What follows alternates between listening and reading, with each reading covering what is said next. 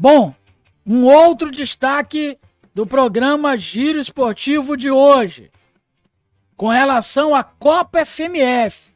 Você lembra que a maioria dos clubes solicitou à federação que não houvesse a disputa da Copa FMF. E a federação acatou a decisão dos clubes. E não podia ser diferente.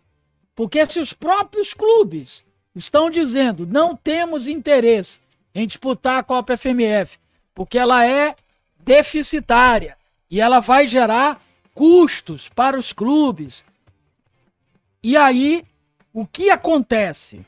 Ontem, a equipe do Cordino, que não concordou com essa decisão dos seus colegas de clube e nem da própria mantenedora do nosso futebol, gestora do nosso futebol, a Federação Maranhense de Futebol, o Cordino, então, entrou com um mandado de garantia no Tribunal de Justiça Desportiva da Federação Maranhense de Futebol.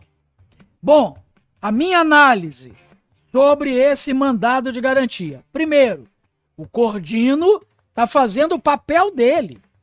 Os times da segunda divisão do Maranhense e o Cordino, que está na primeira divisão do Maranhense, eles querem disputar a Copa FMF porque ela dá uma vaga no Brasileiro da quarta divisão e uma vaga na Copa do Brasil.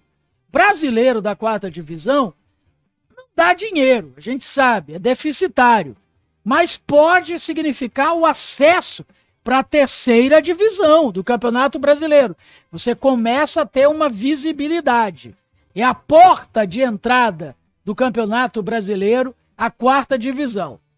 Mas a Copa do Brasil, você ganha de cara, pelo menos R$1 milhão. Então tá todo mundo de olho nisso. Os clubes querem disputar. Aqueles que não têm um calendário para o ano que vem. Não é o caso do Sampaio, que automaticamente herda a vaga na Copa do Brasil, se não tiver Copa FMF, sem precisar jogar, porque foi o terceiro colocado do Maranhense nesse ano.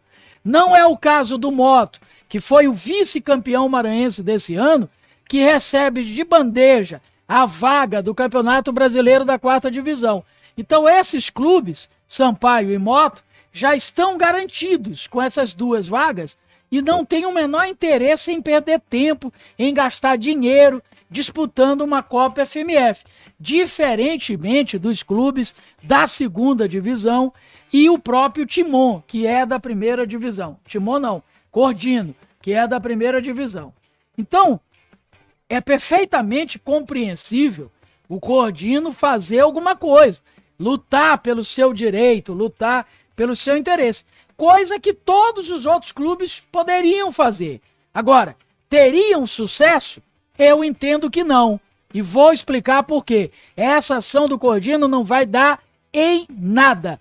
Por quê? Porque ela está totalmente equivocada. Vamos analisar. Primeiro, o mandado de garantia do Cordino questiona a decisão da federação, sendo que a decisão da federação foi baseada no Regulamento Geral de Competições da Confederação Brasileira de Futebol. Ou seja, tinha que ser questionado o Regulamento Geral de Competições, não a decisão da federação, que a decisão da federação está cumprindo o Regulamento Geral de Competições. Se tem algo errado, é lá, no Regulamento Geral. Aí o que significa isso? Significa que para questionar o Regulamento Geral de Competições da CBF, que exige que para que haja a Copa FMF tenha que ter no mínimo 4 clubes da primeira divisão do futebol local. Se quer questionar isso, tem que incluir no polo passivo dessa ação, tem que ser réu dessa ação, do mandado de garantia, a CBF. E em sendo a CBF ré nessa ação, a competência deixa de ser do Tribunal de Justiça Desportiva do Maranhão, e passa a ser do Superior Tribunal de Justiça Desportiva lá no Rio de Janeiro, na sede da CBF. Então, a meu ver, esse é o primeiro equívoco desse mandado de garantia, a questão da competência. Não é de competência da Justiça Desportiva do Maranhão, e sim da Justiça Desportiva Nacional, ou seja, do STJD. Segundo, o outro argumento de que tem que ter um calendário ano inteiro. Isso não existe mais. Isso era uma exigência da legislação antiga, do Estatuto do Torcedor, que foi revogado, não integralmente, ele foi incorporado, parte dele, à Lei Geral do Esporte. A Lei Geral do Esporte, que foi aprovada esse ano, ela pegou o Estatuto do Torcedor, ela pegou a Lei Pelé e juntou tudo numa lei só, chamada de Lei Geral do Esporte. Por isso é que é Lei Geral do Esporte, porque agora ela trata de tudo. Trata do lado dos atletas, que a Lei Pelé cuidava, trata do lado do torcedor, que o Estatuto do Torcedor cuidava. Agora é uma lei só.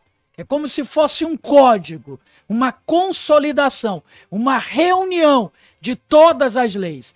E a Lei Geral do Esporte acabou com essa exigência que havia no Estatuto do Torcedor de que o clube teria que ter competição por pelo menos 10 meses do ano.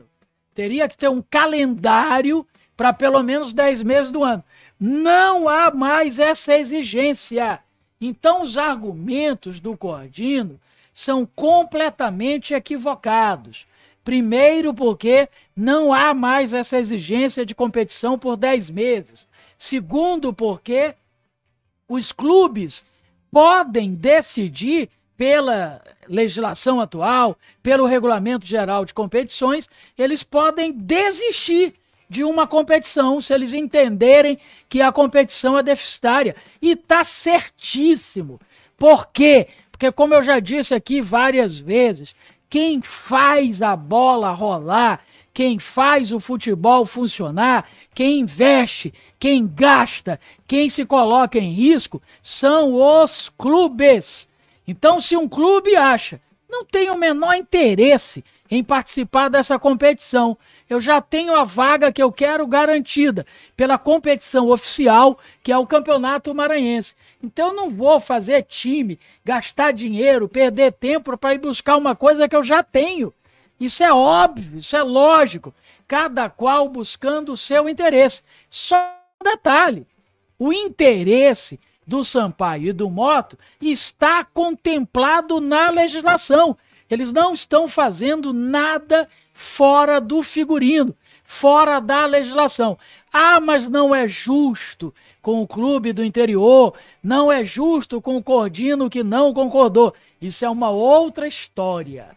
Se é justo ou não é justo, depende da ótica de cada um, porque cada um cuida do seu interesse e acha uma coisa justa ou não, para cuidar do seu interesse.